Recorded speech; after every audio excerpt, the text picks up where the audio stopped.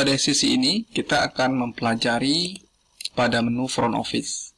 Pada video sebelumnya kita sudah mempelajari pada menu file. Jadi sebelum melihat video ini, sebaiknya jika ingin mempelajari bagaimana cara mengoperasikan pada menu file, silakan dilihat video sebelumnya. Baik, kita masuk ke front office, yaitu ada menu data pasien, setting biaya, sama pendaftaran. Yang pertama, data pasien. Ini gunanya untuk merekap data pasien. Tetapi menu ini nanti juga ada pada pendaftaran pasien. Oleh karena itu, saya akan menjelaskan langsung sekaligus nanti pada bagian pendaftaran pasien. Namun sebelumnya, saya akan menjelaskan dulu menu setting biaya. Menu setting biaya ini biasanya digunakan oleh beberapa klinik yang menerapkan biaya administrasi untuk pasien baru atau pasien lama. Misalkan pasien baru 5.000, pasien lama 2.500, seperti itu. Biasanya biaya ini digunakan untuk pembuatan kartu berobat atau lain sebagainya.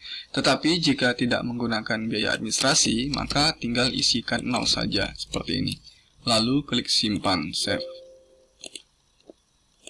Kalau kita buka lagi setting biaya, maka di sini isinya 0. Baik, selanjutnya yaitu bagaimana cara menginput pendaftaran pasien. Fitur ini adalah fitur yang digunakan oleh bagian administrasi untuk melayani pendaftaran pasien. Caranya tinggal klik menu pendaftaran pasien. Perhatikan saja di mana warna kuning, supaya tidak bingung bagian mana yang harus diisi terlebih dahulu. Maka tinggal lihat warna kuning. Warna kuning berada di cari nama pasien. Ada beberapa kondisi. Yang pertama, misalkan ketika pasien datang, kita tanyakan, sudah pernah berobat sebelumnya? Seperti itu. Atau kita minta kartu berobatnya, seperti itu. Ketika kita minta kartu berobatnya atau kita tanya identitasnya, kita tinggal mencari berdasarkan nama. Misalkan namanya adalah Uwais gitu. Kita user tinggal klik Uwais, Uwais. Nah, secara otomatis sistem akan mencari data tersebut. Misalkan nama Uwais itu banyak, maka kita tinggal menyesuaikan nomor MR-nya. Bisa saja ya. Kita bisa saja atau berdasarkan alamatnya, seperti itu. Itu kondisi pertama untuk pencarian data pasien. Kondisi kedua, bisa menggunakan RFID. Di sini kenapa RFID-nya tidak aktif, tidak bisa diklik? Karena di menu file, di setting ini, kita mengaturnya adalah tidak. Coba kita atur iya, kita save. Nah, kita buka menu pendaftaran, maka RFID-nya aktif. RFID ini gunanya untuk mencari pasien secara cepat menggunakan scan eKTP-nya, seperti itu. Jadi nanti ada seperti scan alat scanner atau scan RFID scanner itu. Ketika pasien datang, kita tinggal minta eKTP-nya. Kemudian kita klik ini RFID, kita scan eKTP-nya. Apabila datanya sudah pernah kita input di aplikasi ini, maka secara otomatis data tadi akan muncul. Memang prosesnya jauh lebih cepat daripada menggunakan pencarian. Itu pilihan saja bagi klinik mau menggunakan yang mana. Itu apabila kondisinya pasiennya sudah pernah diinput. Bagaimana jika pasien yang belum pernah diinput, artinya pasien baru? Di sini kita input pasien baru. Kita klik pasien baru. Kita pilih statusnya. Statusnya kalau dia PT, maka nomor MR-nya ini akan berurut secara otomatis. Kalau dia umum, juga berurut. Jika dia BPJS, nah, nomor MR-nya kita isikan saja nomor MR dari BPJS, seperti itu. Saya akan tes saja yang umum. Oke, saya tekan Enter. Isikan nomor kartu BPJS. Jika tidak ada, Enter saja. Identitas kita bisa gunakan apa ini? Misalkan KTP, seperti itu ya. Kita tekan Enter. Nah, kita isikan nomor KTP-nya. Misalkan 147 20 31 90 38 8 123 1. Ketika kita tekan Enter, maka secara otomatis nanti ada beberapa informasi yang keluar secara otomatis. Kita coba Enter. Nah, jenis kelamin ini akan otomatis nih, bahwasanya pria.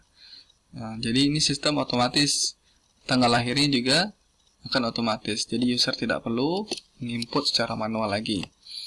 Nama pasiennya, misalkan Junita. Nama kakaknya isikan saja, misalkan Suhono, enter. Agamanya tinggal pilih seperti ini, enter.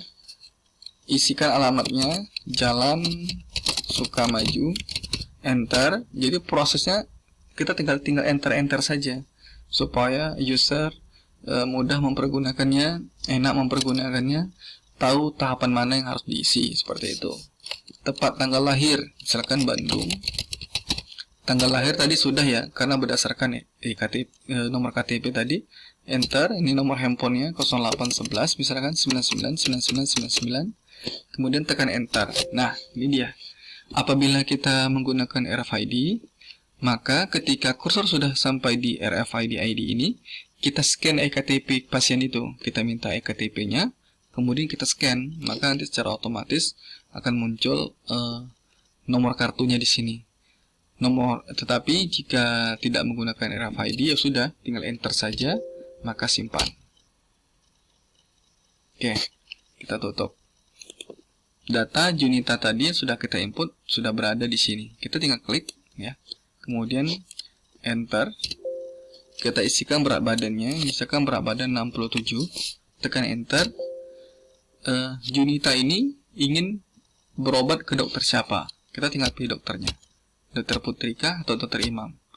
Jika dokter Putri, di sini kita bisa menggunakan panah bawah panah atas di keyboard ya. Perhatikan di keyboard ada panah bawah panah atas, kita bisa mainkan. Atau kita juga bisa klik di sini untuk memilihnya, dokter Putri. Kemudian tekan enter. Warna kuning kemana? Warna kuning ke tombol simpan. Tekan enter saja. Oke. Apabila data sudah tampil pada grid ini, pada tabel ini artinya pasien sedang menunggu untuk diproses. Apabila nanti data pasien ini sudah diinput oleh bagian apoteker, yaitu obatnya sudah dikeluarkan, sudah diproses di sana, maka nanti secara otomatis data ini akan hilang. Dia akan secara otomatis akan hilang di sini, maka akan kosong. Itu menandakan bahwasannya pasien itu sudah selesai berobat.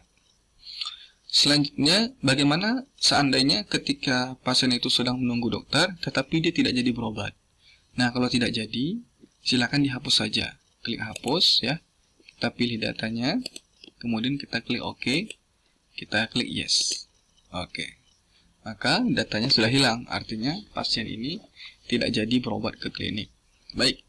Saya akan ulang lagi input. Kita anggap dia jadi berobat 67, pilih dokter Putri tadi ya. Simpan. Oke. Kemudian di sini ada menu edit. Menu edit ini misalkan datanya tadi kita salah input, misalkan berat badannya bukan 67 tapi 76 misalkan. Kita klik edit. Kita blok datanya, perhatikan sorot dari kiri ini. Klik. Nah, kita ubah berat badannya jadi 76. Kita OK kan. Yes. Oke. Maka berat badannya sudah berubah menjadi 76. Kemudian ada tombol batal. Batal ini seperti ini kondisinya. Misalkan kita mau mengedit nih, mau mengedit data ini, kita klik edit. Misalkan berat badannya bukan 76 tetapi 77 gitu. Kita klik edit. Kemudian setelah kita sorot, oh ternyata memang benar kok datanya 76. Nggak jadi kita mau mengeditnya, maka klik saja batal. Oke. Sama halnya dengan hapus. Apabila nggak jadi mau dihapus, klik saja batal. Seperti itu. Kemudian ada satu tombol lagi yaitu slip bayar. Ini dapat digunakan dalam beberapa kondisi. Misalkan sebenarnya slip bayar ini, kalau kita klik ini, slip bayar ini dia muncul. Ini cetak strok. Cetak strok ini muncul sebenarnya ketika di bagian apoteker. Ketika apoteker menginput data resep itu, setelah selesai sampai proses akhir, maka akan muncul resep ini. Tetapi apabila nanti proses di sebuah klinik atau di suatu klinik itu struk itu dicetak di bagian administrasi, maka menunya juga bisa. Makanya saya sediakan juga ada menu cetak slip bayar di bagian administrasi. Tujuannya yaitu tadi, tujuannya biarkan saja apoteker menginput obat, nanti kan untuk proses mencetak struknya biarkan saja di bagian administrasi. Jadi intinya tombol slip bayar ini sangat berguna untuk mempermudah antar bagian klinik siapa yang harus mencetak stroke. Seperti itu. Saya kira sudah sangat lengkap untuk proses pendaftaran dan sangat bermanfaat. Oke, saya kira demikian. Terima kasih.